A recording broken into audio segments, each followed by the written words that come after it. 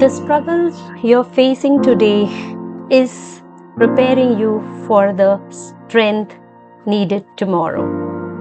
Hello and welcome to my channel. Today, in this video, we are going to begin with NCERT book 9th class, chapter number 5, Cell. Cell as the fundamental unit of life. From your 6th standard, you are repeatedly listening this word cell. And the definition of this word is used to be given as cell, the structural and functional unit of life. तो इसको सही तरीके से इसकी definition को समझने का जो तरीका है वो मैं एक आपको एग्जाम्पल मेसन का देना चाहूंगी कि जो मेसन होता है वो घर बनाता है और घर बनाने के लिए ब्रिक्स यूज करता है। तो वो ब्रिक्स को इकट्ठा कर कर एक के ऊपर एक रखकर दे मेक्स द वॉल्स, और वॉल्स से फिर रूम बनता है और रूम से ही 2-3 रूम्स हो जाते हैं और रूम से बन जाता है एक हाउस। ओके, सो जो हाउस में ब्रिक्स का जो रोल है वही रोल हमारी बॉडी में सेल का है। Cell are the bricks of our house, our the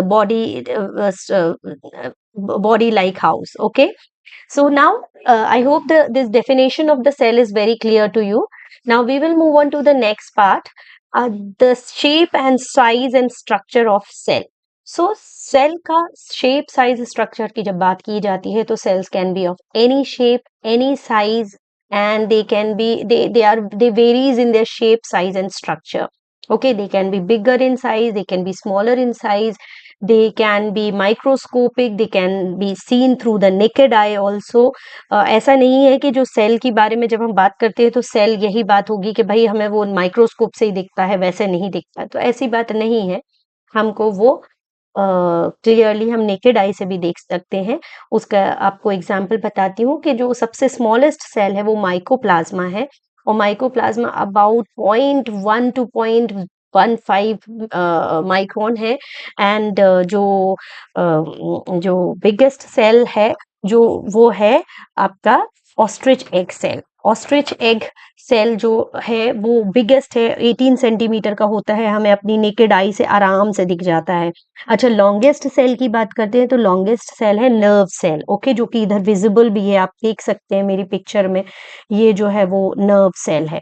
okay, clear, मेरा कर्सर घूमता हुआ आपको दिख रहा होगा। ब्लड सेल्स को देखेंगे तो स्पेरिकल और राउंडेड इन स्ट्रक्चर होते हैं। Epithelial cells irregular in shape दिख रहे हैं और वो स्मॉल स्मॉल ब्लॉक्स दिख रहे हैं जो एक के ऊपर एक स्टैक्ड हैं। तो इस तरीके से cells can be of various shape, size and structure. Now अब हम अगर बात करते हैं तो डेफिनेशन, अब हम इसकी बात करते हैं कि किसने डिस्कवर किया था। तो Robert Hooke was the one who discovered this cell, and he discovered it in the year 1665 in a cork slice with the help of a primitive microscope. And later on the first cell which was discovered by Robert Hooke ने जो discover किया था that was a dead cell, and उसके बाद एक live cell की discovery हुई थी 1674 में। एक pond water में एक live cell देखा गया था जो लीवेनहुक ने देखा था। अब हम और other discoveries after the cell discovery देखते हैं तो न्यूक्लियस जो सेल का सेंटर पार्ट होता है वो डिस्कवर किया गया 1831 में by Robert brown.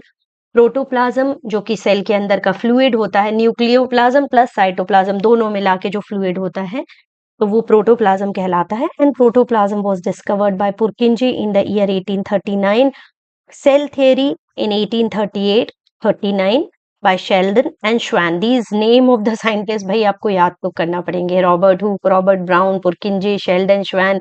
Robert brown और रॉबर्ट हुक में जो है वो कंफ्यूज नहीं होइएगा, इसको आप ऐसे याद कर सकते हैं कि जो रॉबर्ट हुक है, एच लेटर जो है अल्फाबेटिकल में वो बाद में आता है, लेकिन उन्होंने डिस्कवरी पहले कर दी थी भाई।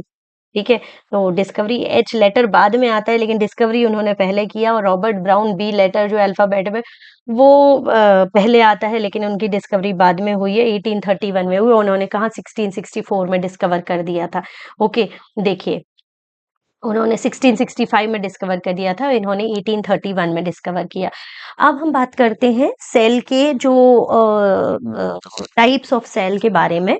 तो सेल एक्चुअली हम डिवाइड करते हैं सेल्स को, unicellular organism, multi cellular organism होते हैं on the basis of division of labour. मतलब काम कौन करेगा, एक सेल अकेला करेगा तो वो यूनिसेल्युलर ऑर्गेनिज्म कहलाएगा, और बहुत सारे जो सेल हैं वो मिलकर कोई एक काम को करेंगे तो उसे हम मल्टी सेल्युलर ऑर्गेनिज्म बोल देते हैं। फिर आता है प्रोकैरियोटिक, यूकैरियोटिक।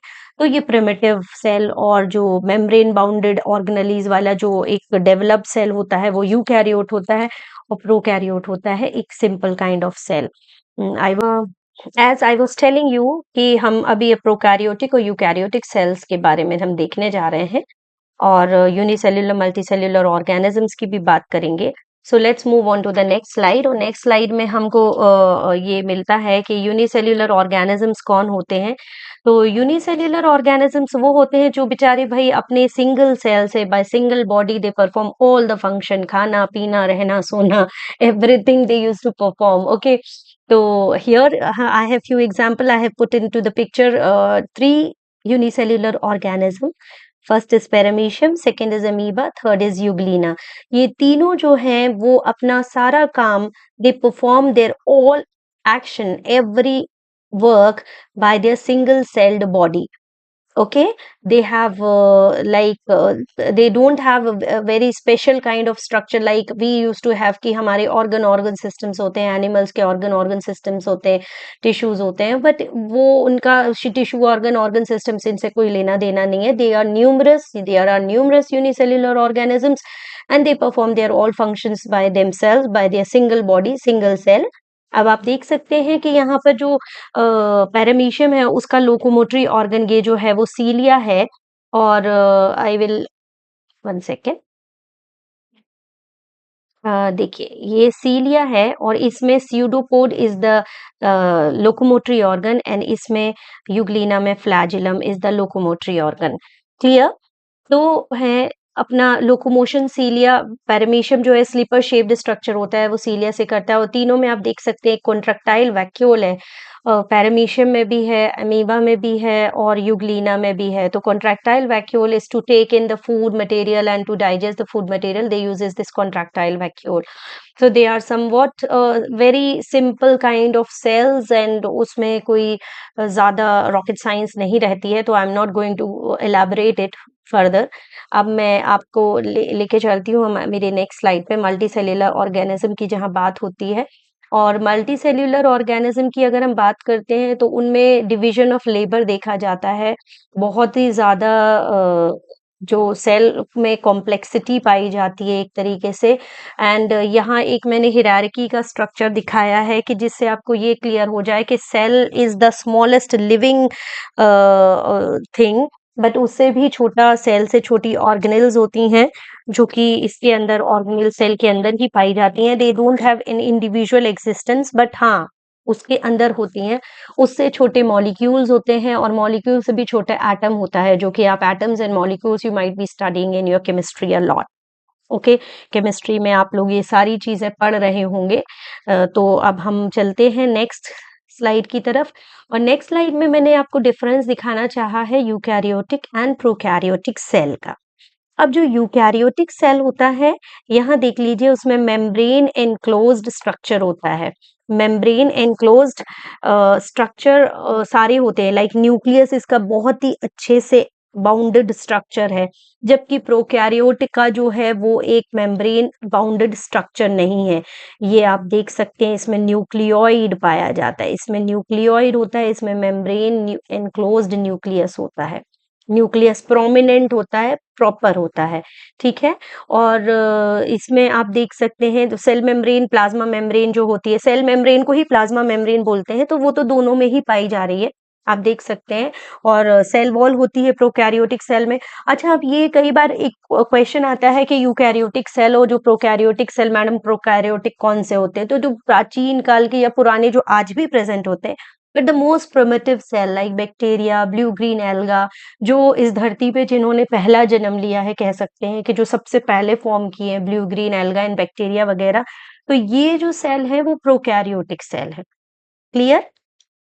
ये सेल प्रोकैरियोटिक सेल है, एंड उसके यूकैरियोटिक सेल, हमारे सारे जो सेल्स है वो यूकैरियोटिक सेल में आते हैं.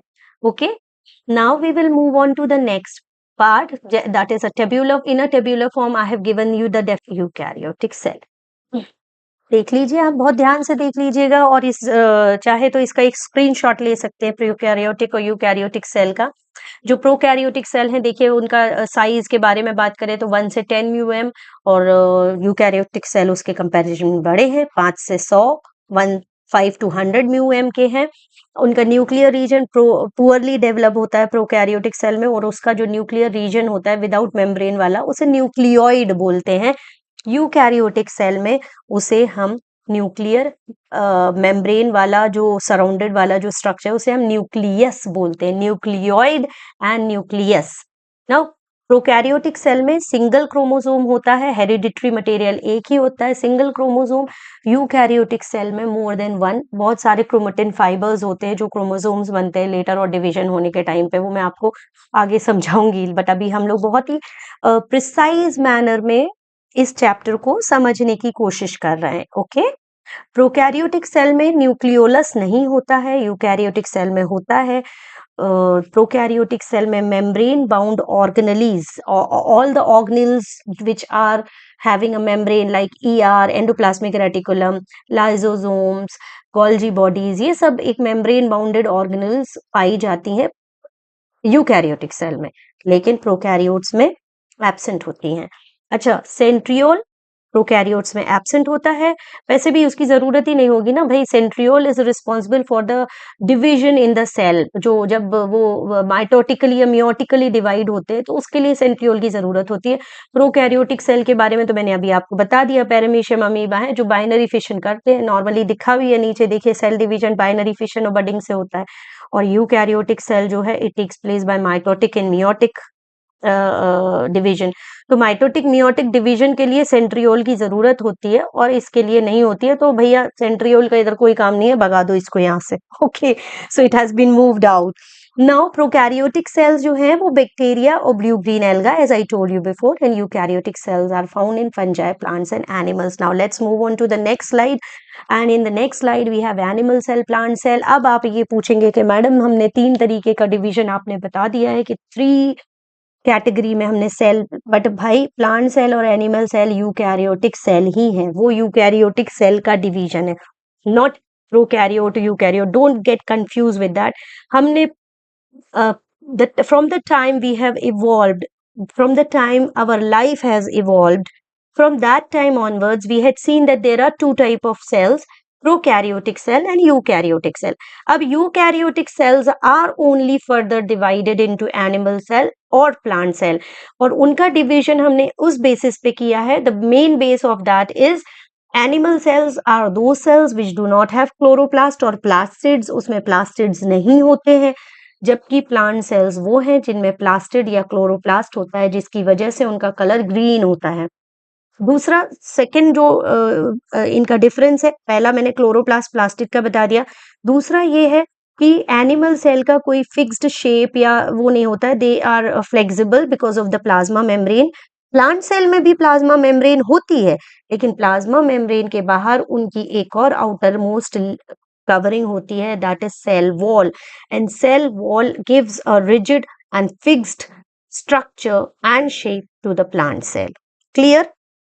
अभी आप ये वही डिफरेंस लिखा हुआ है जो मैंने अभी आपको बताया, तो मुझे लगता है कि इस डिफरेंस को समझाने की, क्या रीड करने की मुझे जरूरत है.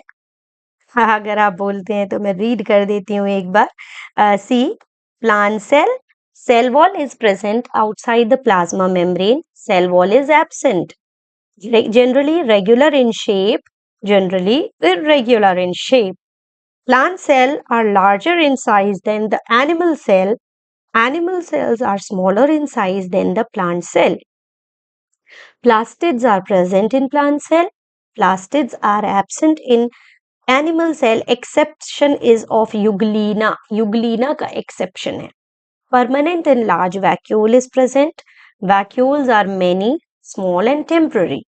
Many simple units of Golgi apparatus called dictyosomes are present. अब यहाँ से याद रखिएगा कि Golgi bodies को क्या बोलते हैं. कई बार एग्जाम में ये आ जाता है कि what is the another name of Golgi body, तो डिक्टायोसोम्स कहा जाता है। तो एंड इसी तरीके से माइटोकॉन्ड्रिया को powerhouse of the cell बोला जाता है। क्यों बोला जाता है, ये क्वेश्चन आ जाता है। या लाइसोसोम को suicidal bag of the cell कहा जाता है, वो क्यों बोला जाता है, तो that I am going to explain you slowly slowly, we'll move further by that time. You, I hope it this much is clear to everyone. Yes, now we will move on to the structural organization of the cell. Cell का structural organization क्या उसमें कैसा organization होता है, अब हम उस पर आ रहे हैं। तो आप देख सकते हैं ये जो सेल का स्ट्रक्चर है, और इस सेल के स्ट्रक्चर में जो है वो अलग अलग ऑर्गेनेल्स हैं। ऑर्गेनेल्स में यहाँ से हम बिगिन करते हैं from the centre part. This centre part which is a little more darker, which you can see is the nucleolus. Okay, this is the nucleolus. And nucleolus के अंदर क्रोमेटिन मटेरियल होता है, जो कि in the form of fibre, entangle fibre की तरह होता है। और ये एंटैंगल फाइबर जो है वो बाद में जाकर क्रोमोसोम बनाता है, और वो क्रोमोसोम्स हमको तभी विजिबल होते हैं when they are dividing. Dividing के टाइम पर ही वो विजिबल होते हैं, otherwise they won't be visible. Okay, अब उसके बाद हम क्रोमोटिन के बाद आ जाते हैं। We will come on to the nuclear membrane. And nuclear membrane में जो है वो हमारे पास takes place like chromatin material or chromosomal material or ribosomes or whatever, exchange of the matter in between the nucleoplasm and cytoplasm takes place. cytoplasm और nucleoplasm में ये जो exchange होता है वो इसके थ्रू ही होता है, न्यूक्लियर पोर के थ्रू होता है। Now very near to this nuclear membrane, ये न्यूक्लियर मेम्ब्रेन से लगा हुआ आप यहाँ कुछ ट्यूब्यूलर स्ट्रक्चर्स देख रहे हैं। These tubular structures are endoplasmic reticulum. These are ER, जिन्हें हम बोलते हैं smooth endoplasmic reticulum and rough endoplasmic reticulum. दो टाइप के रेटिकुलम ERs हैं, एक स्मूथ और एक रफ। तो उनका डिफरेंस क्या होता है कि ऐसे एंडोप्लाज्मिक रेटिकुलम जिसके ऊपर स्मॉल स्मॉल ये जो पोर्स जैसे लगे हुए दिख रहे हैं, जिन पर राइबोसोम्स लगे रहते हैं, वो रफ एंडोप्लाज्मिक रेटिकुलम कहलाते हैं। और ऐसे एंडोप्लाज्मिक रेटिकुलम जिनके ऊपर राइबोसोम नहीं लगे हुए होते हैं, वो स्मूथ एंडोप्लाज्मिक, स्मूथ सरफेस आप समझ सकते हैं, चिकना जिसे बोलेंगे, एकदम समतल, तो स्मूथनेस होती है। और वो छोटे छोटे राइबोसोम्स के दाने जैसे लगे होने की वजह से वो रफ हो जाता है एंडोप्लाज्मिक रेटिकुलम। तो जिसमें राइबोसोम लगा है वो रफ, और जिसमें नहीं लगा है वो smooth. Okay, now after endoplasmic reticulum we will move on to the endoplasmic reticulum। और इन सभी का फंक्शन आपको सारी ऑर्गेनेल्स का मैं अभी आपको बहुत ही जल्दी within few minutes I am going to tell you, but right now I just wanted to tell you कि ये क्या क्या चीज है, कौन सा स्ट्रक्चर कहाँ है, मैं आपको वो बताना चाह रही हूँ। एंडोप्लाज्मिक रेटिकुलम्स के बाद मैंने आपको यहाँ राइबोसोम्स बता दिया। कुछ फ्री राइबोसोम्स भी है जो साइटोप्लाज्म में आराम से मूव कर रहे हैं या तैर रहे हैं। यहाँ देखिए देखिए ये दिख रहा है, फ्री राइबोसोम्स आर देयर। उसके बाद यहाँ आ जाता है सेंट्रियोल। तो centriole are the structures which are only found in the eukaryotic cells, not found in the prokaryotic cells because they don't have any role in the prokaryotic cell। और centriole का यहाँ जो रोल होता है, यहाँ जो function होता है, वो उनका डिवीजन में जब मियोटिकली या माइटोटिकली जब डिवीजन होता है तब जरूरत होती है। उसके ही साइड में, सेंट्रियोल के साइड में हम यहाँ आ जाते हैं long tubular structure, these are Golgi bodies. Golgi body के बाद ये मैंने न्यूक्लियस, न्यूक्लियोलस ये सब आपको बता ही दिया है। उसके बाद ये एक स्ट्रक्चर आता है, ये एक यहाँ पर दिख रहा है और एक यहाँ दिख रहा है। वैसे एक बहुत ही विचित्र ऑर्गेनली है ये माइटोकॉन्ड्रियन, बिकॉज इसके पास अपना राइबोसोम इसके पास अपना क्रोमोसोम DNA मटेरियल भी होता है, इसके पास अपनी मेम्ब्रेन भी होती है, अपना प्रोटीन सिंथेसिस भी कर सकता है एंड एनर्जी मॉलिक्यूल जनरेट करता है, बट फिर भी वो सेल के अंदर होता है। It is having everything, but it can even live a life individually, लेकिन वो सेल के अंदर सेल को हेल्प करता है, mitochondrions. Okay, so these mitochondrions are called as the powerhouse of the cells because they used to produce energy, ATP के form में energy बनाते हैं। अब मैं इन सारी ही चीज़ों का फंक्शन आपको थोड़ी सी देर में बताती हूँ, बस मुझे ये ज़रा क्लियर कर लेने दीजिए इस पिक्चर को, बिकॉज़ इसका पॉइंटर से पीछे भी चला जाएगा। Yes, okay. Now we will move on to the next one, and next slide is, see, it is here written cell organelles. Large and complex cell need a lot of activities to support their complicated structure and function, and to keep these activities separated from each other, these cells uses membrane bound structures. These structures performs specialized functions within themselves and are called as cell organelles. Cell organelles की definition मैंने आपको बता दिया है। अब definition के बाद आप देख सकते हैं सेल मेम्ब्रेन। अब मैं आपको सभी के फंक्शन बताने वाली हूँ कि सेल मेम्ब्रेन या जो प्लाज्मा मेम्ब्रेन होती है, वो प्लाज्मा मेम्ब्रेन का क्या फंक्शन होता है।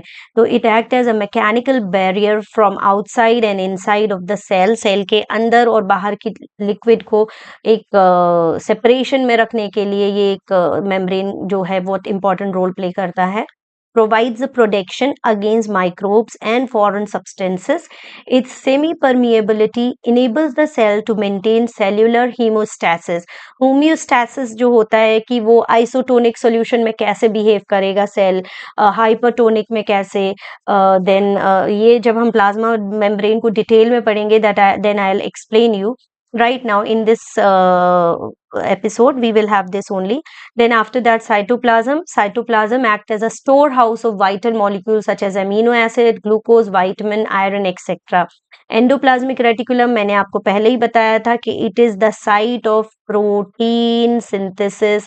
Fat lipid are also synthesized, and it is also plays an important role in detoxification of poisons and drugs in the liver cells of vertebrate. Vertebrates के जो liver के अंदर के सेल होते हैं, उनके एंडोप्लाज्मिक रेटिकुलम का काम होता है डिटॉक्स करना, मतलब जो खराब चीजें हैं उनको रिमूव आउट करना from the cell. Okay, Golgi apparatus, it consists of large fluid filled vesicles, spherical vacuoles होते हैं और smooth flattened cistern होती है. It involves in the formation of lysosome. अब Golgi apparatus का जो काम होता है वो lysosomes बनाने का होता है. मैंने अभी आपको बताया था कि जो जब मैंने अभी सेल बताया था आपको, I'll take a back, come back on this. ये जो सेल बताया था, न्यूक्लियर मेम्ब्रेन का काम होता है ER बनाना. अब जो ER होती है, एंडोप्लाज्मिक रेटिकुलम होती है, उनका काम होता है कि राइबोसोम्स एक्चुअली न्यूक्लियस के अंदर ही बनता है, बट जो ER होती है उनका काम होता है गोल्जी बॉडीज बनाना. ठीक है, तो गोल्जी बॉडीज बनाती हैं ये, इसका काम हो गया ये बनाना. ठीक है, एंडोप्लाज्मिक रेटिकुलम का काम हो गया गोल्जी बॉडीज बनाना. गोल्जी बॉडी में ये देखिए, ये लंबे लंबे ट्यूब लाइक स्ट्रक्चर वो वेसिकल्स है, और जो छोटे छोटे ऐसे गोल गोल स्ट्रक्चर भी दिख रहा है, ये देखिए गोल गोल. सो ये जो राउंडेड स्पेरिकल स्ट्रक्चर्स जो गोल्जी बॉडी के हैं, वो आपके सिस्टर्न वेसिकल्स एंड ऐसे अलग अलग स्ट्रक्चर्स कहलाते हैं. ये देखिए, Golgi apparatus. See, vesicles, vacuoles and smooth flattens are cisternae. Cistern, vacuole and vesicle, तीन चीजें होती है. ये आपको इसमें याद रखना है कि वेसिकल होता है, वैक्यूल होता है और सिस्टर्न होते हैं. And it involves in the formation of lysosome. अब गोल्जी एपरेटस का काम लाइजोसोम्स बनाना है. So lysosomes are actually called as suicidal bag of the cell. Cell का सुसाइडियल बैग. देखिए, मैंने ER बताया, ER जो एंडोप्लाज्मिक रेटिकुलम थे, तो एंडोप्लाज्मिक रेटिकुलम का काम था गोल्जी बॉडी बनाना. ठीक है, गोल्जी बॉडी का काम हो गया लाइजोसोम्स बनाना. क्लियर? ओके. अब लाइजोसोम्स के फंक्शन के बारे में और बात करते हैं. तो lysosomes are called as suicidal bag of the cell because whenever the cell is in trouble, any kind of mishappening take place in the cell, so that cell get digested by its own lysosomes. Okay, so वो अपने ही lysosomes के द्वारा खा लिए जाते हैं, digest कर लिए जाते हैं. Now we will move on to the mitochondria. Mitochondria is known as the powerhouse of the cells, and it was discovered by Kolliker in 1880. It is the main site of energy generation, and they have their own DNA and ribosome. I told you ना, बहुत विचित्र organelle है mitochondrion, क्योंकि उसकी खुद की ही अपने DNA होता है, उसका खुद का अंदर राइबोसोम होता है, वो अपनी एनर्जी प्रोडक्शन सेल्यूलर रेस्पिरेशन में it plays a very important role in cellular respiration. Mitochondrion में जब आपको when I will take the video of this cellular respiration, I will tell you how mitochondria effectively perform the function of cellular respiration, और उसके अंदर energy generation या जो energy हमारे cell में जो बनती है एटीपी के फॉर्म में बनती है, एडेनोसाइन ट्राइफॉस्फेट मॉलिक्यूल्स के फॉर्म में बनती है। तो वो जो एटीपी है वो कैसे बनाते हैं mitochondria, that I am going to tell you later. And now come to this plastids. So when we talk about plastids, see, हम जब प्लास्टिड की बात करते हैं तो plastid are generally not found in animal cell. Animal cell में ना के बराबर ही होते हैं, but they are found in plant cell and they are similar in structure to that of mitochondria. Mitochondria का जैसा स्ट्रक्चर होता है, डबल मेम्ब्रेन बाउंड होता है। माइटोकॉन्ड्रिया में 2 मेम्ब्रेन होती हैं, आउटर मेम्ब्रेन, इनर मेम्ब्रेन, ऐसे ही प्लास्टिड में होती है। माइटोकॉन्ड्रिया में सिस्टर्ने होते हैं, तो वो ऐसे प्लास्टिड में होते हैं। They are the site of photosynthesis, photosynthesis की साइट होती है। और टाइप ऑफ प्लास्टिड क्लोरोप्लास्ट है, ल्यूकोप्लास्ट है, क्रोमोप्लास्ट है, वो मैंने आपको यहाँ बता दिया। अब we will come to this last part, vacuoles. तो वैक्यूल्स क्या होते हैं वो अब मैं आपको बताती हूँ। तो वैक्यूल्स होते हैं सैक लाइक स्ट्रक्चर, मतलब एक थैले के स्ट्रक्चर की तरह होते हैं। और animal cells have small vacuoles while plant cells have large vacuole and these are also known as tonoplast. उसकी मेम्ब्रेन जो है वो टोनोप्लास्ट कहलाती है। और वही टोनोप्लास्ट जो होती है, जो वैक्यूल का बड़ा सा स्ट्रक्चर जो होता है, वही एक प्लांट सेल को रिजिडिटी या टर्जिडिटी देता है। Now we will come to the next here. अब आप बोलेंगे कि मैम आपने प्रीवियस उसमें स्लाइड्स में मैंने आपको ऑर्गेनल्स बता दिए, ऑल द ऑर्गेनल्स और around 8 organelles we have discussed, but we have not discussed about the very important part, that is the brain of the cell. Cell के आपको ये चीजें जो बेसिक चीजें हैं, you don't have to go through the whole theory. मैं आपको पूरा थियरी पे मगअप करने नहीं बोल रही हूँ, रट्टा लगाने के लिए नहीं बोल रही हूँ, बट बेसिक अगर आपने ये बहुत आसानी से बेस ऑफ द सेल समझ लिया, तो it is going to be easier in your further bio classes. Bio की फर्दर क्लासेस आपको ज्यादा आसान लगेंगी। तो न्यूक्लियस को मैंने उस समय इसमें टेबुलर फॉर्म में आपको प्रीवियस स्लाइड में इसलिए नहीं दिखाया, because nucleus is the very important part of the cell. It is known as the brain of the cell. Okay, it is composed of a double layered covering called head nuclear membrane. It contains chromosomes which are only visible when the cell is about to divide. जब cell division के करीब होता है, जब वो divide होने वाला होता है, तब हमें क्रोमोसोम्स दिखते हैं। अदरवाइज जो उसके अंदर जो हेरिडिटरी मटेरियल न्यूक्लियस के अंदर होता है वो क्रोमेटिन के रूप में होता है। It is in the form of chromatin, chromatin के फॉर्म में होता है। Chromatin is an entangled network of long thread-like structure which condenses to form chromosome during cell division. And nucleolus is a more or less round structure which do not have membrane. It is known as the factory of ribosome. Nucleolus जो होता है वो ribosome की factory है, वहाँ ribosomes बनते हैं। वही राइबोसोम्स फिर बाहर आके ER से चिपक जाते हैं, तो उसको एंडोप्लाज्मिक रेटिकुलम को रफ एंडोप्लाज्मिक रेटिकुलम बना देते हैं, या फिर स्मूथ एंडोप्लाज्मिक रेटिकुलम बना देते हैं। अब what is the function of ribosomes, that I will tell you later, but here I would like to take see we will I hope this the whole general idea of the cell as a structural organization of the cell के अंदर की different organelles, cell के अंदर की organelles की different function, यहाँ तक आपको आई होप ये जो ब्रीफ डिस्कशन हमने किया है, तो this might be very much clear to you. So let's hope for the best and all the very best as the exams are approaching very soon. So I hope you will do wonder in your exam, and keep watching. If you like my channel, please do subscribe, and if you feel that any correction, anything can be corrected, please do let me know in the comment section.